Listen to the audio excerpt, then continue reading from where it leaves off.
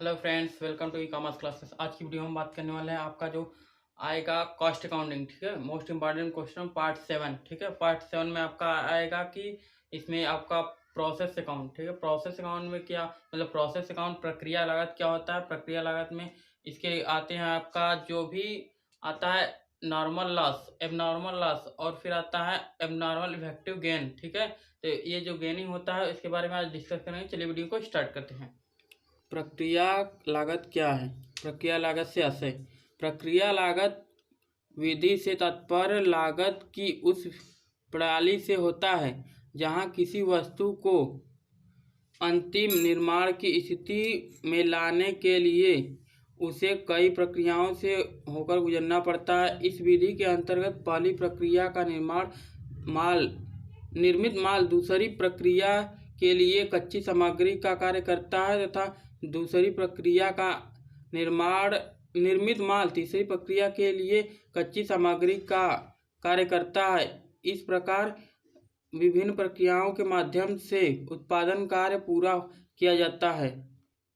जैसे मान लीजिए प्रक्रिया है हमारा कि 3 प्रक्रिया से होकर गुजरना पड़ता है। जैसे मान लो हमको ऊख है, ठीक है, मतलब गन्ना है, फिर गन्ने से हमको बनाना है क्या, रस बनाना है, फिर रस से हमको बनाना है गुड़।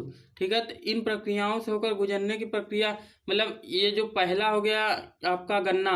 ठीक है, तो गन्ने से जो हमारा ये क्या होगा, फर्स्ट प्रक्रिया होगा। दूसरा प्रक्रिया हो जाएगा आपका पेरना। ठीक है, तीसरा हो जाएगा आपका उससे क्या करना, रस निकालना। चौथा प्रक्रिया हो जाएगा आपका गुड़ बनाना। ठीक है, तो इन प्रक्रियाओं को हम क्या बोलते हैं, लागत पर मतलब प्रक्रिया लागत। ठीक है, इसमें मतलब एक एक प्रक्रिया करके हम अपना करते रहते हैं। इसमें आएगा प्रक्रिया लागत को किसने परिभाषित किया है, साल्स के शब्दों में प्रक्रिया लागत लेखा विधि ऐसे उद्योगों में प्रयोग की जाती है जिनमें ऐसी वस्तु का निर्माण होता है जो विभिन्न विधियों से होकर गुजरती है और जिनमें प्रत्येक विधि की लागत जानना आवश्यक होता है। ठीक है, लागत उसका क्या आएगा, इसका जानना अति आवश्यक होता है। इस प्रकार एक सामग्री विभिन्न प्रक्रियाओं में से निकलकर अंतिम प्रक्रिया मतलब फर्स्ट से लास्ट प्रोसेस तक जब पहुंचती है, जहां पर निर्माण कार्य संपन्न मतलब समाप्त हो जाता है तथा वस्तु विक्रय योग्य बन जाती है। मतलब पहली प्रक्रिया से लास्ट प्रक्रिया तक जब तक कि वह विक्रय योग्य नहीं बन जाती है तब तक उसकी प्रक्रिया चलती रहती है। असामान्य बचत क्या है। असामान्य बचत या लाभ, एबनॉर्मल गेन, सामान्य क्षय जितने % होता है। ठीक है, नॉर्मल जो होता है आपका नॉर्मल क्या, नॉर्मल क्षय। ठीक है, जितने % का माना जाता है वह प्रतिशत केवल एक अनुमान ही होता है। वास्तव में क्षय अधिक या कम हो सकता है। यदि वास्तविक क्षय साधारण क्षय से अधिक होता है तो उस अधिक क्षय को असामान्य क्षय कहते हैं, मतलब एबनॉर्मल लॉस कहते हैं। तथा लेकिन यदि वास्तविक क्षय सामान्य क्षय से कम होता है, उस कम भाग को असामान्य बचत कहते हैं, एबनॉर्मल इफेक्टिव या फिर एबनॉर्मल गेन कहते हैं।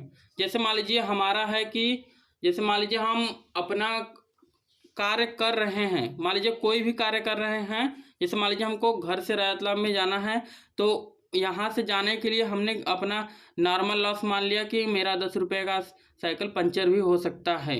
ठीक है, तो उसके बदले हमारा अगर मान लीजिए पंचर होता है तो 2-4-10 रुपये मतलब 10 रुपये से कम ही लगता है, तो जितना हमारा पैसा बचता है वो होता है एबनॉर्मल गेन। ठीक है, सामान्य बचत का लेखा भी उसी सिद्धांत पर किया जाता है जिस सिद्धांत पर असामान्य क्षय का लेखा होता है।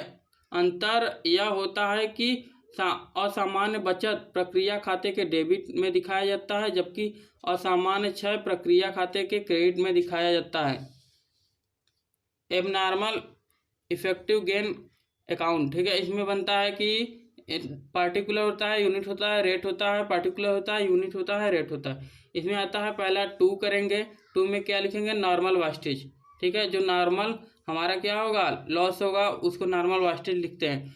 फिर उसके बाद 2 कास्ट मतलब बाई प्रोसेस लिखेंगे, बाई प्रोसेस में जो प्रोसेस का रहेगा अमाउंट उसको लिखेंगे। फिर उसके बाद to costing profit and loss, मतलब जो भी पैसा बचेगा उसको प्रॉफिट एंड लॉस में ट्रांसफर करते हैं। असामान्य हानि का आशय क्या है? असामान्य क्षय या हानि, एबनॉर्मल वास्टेज। असामान्य क्षय से तात्पर्य उस क्षय से है जो सामान्य क्षय की मात्रा से अधिक है या किन्हीं विशेष कारणों जैसे प्रबंधकों एवं कार्यकर्ताओं की लापरवाही, प्लांट व मशीन की खराबी, खराब सामग्री, प्राकृतिक प्रकोप आदि से होता है। चूँकि सामान्य क्षय विशेष कारणों से होता है, अतः उसे प्रक्रिया की हानि नहीं माना जा सकता है और न इसकी लागत से शेष निर्मित वस्तु का प्रति इकाई मूल्य ही प्रभावित होता है। अर्थात असामान्य क्षय की मात्रा के खाने में तथा उसकी आंशिक उत्पादन लागत को राशि के खाने में असामान्य क्षय के खाते एबनॉर्मल वास्टेज अकाउंट के नाम में दिखाया जाता है। ऐसा करने के उपरांत असामान्य क्षय के खाते को प्रॉफिट एंड लॉस अकाउंट मतलब लाभ हानि खाते में हस्तांतरित करके बंद कर दिया जाता है। यदि असामान्य क्षय के विक्रय से कुछ धन प्राप्त होता है तो उससे इस खाते को क्रेडिट कर दिया जाता है। जैसे आपका आएगा एग्जांपल इसमें कि एबनॉर्मल वास्टेज अकाउंट बनाएंगे तो यहाँ पे लिखेंगे टू प्रोसेस, फिर उसके बाद बाई स्क्रैप वैल्यू मतलब जो भी सेल करने पे स्क्रैप वैल्यू आएगा उसको लिखेंगे। फिर नेक्स्ट आएगा by casting profit and loss account में जो भी पैसा बचेगा उसको ट्रांसफ़र कर देंगे। इसमें आएगा लागत लेखांकन। ये जो क्वेश्चन है वो लास्ट क्वेश्चन है कास्ट का, ठीक है। लागत लेखे एवं वित्तीय लेखे का मिलान क्यों किया जाता है? आपका पूछा 2010 में, 2013 में, 2015 में, 2016 में, 2020 में भी पूछ चुका है।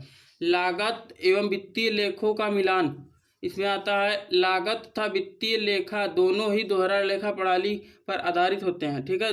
दोनों क्या होता है? डबल एंट्री सिस्टम पर ही बेस होते हैं। इसके बाद आता है दोनों ही लाभ और हानि का ज्ञान कराते हैं। दोनों भी क्या करते हैं? प्रॉफिट एंड लॉस का क्या करते हैं? हमको स्ट्रक्चर प्रस्तुत करते हैं तथा इनके आधार पत्र भी एक ही होते हैं। मतलब जो इसका बैलेंस शीट बनता है वो एक ही होता है।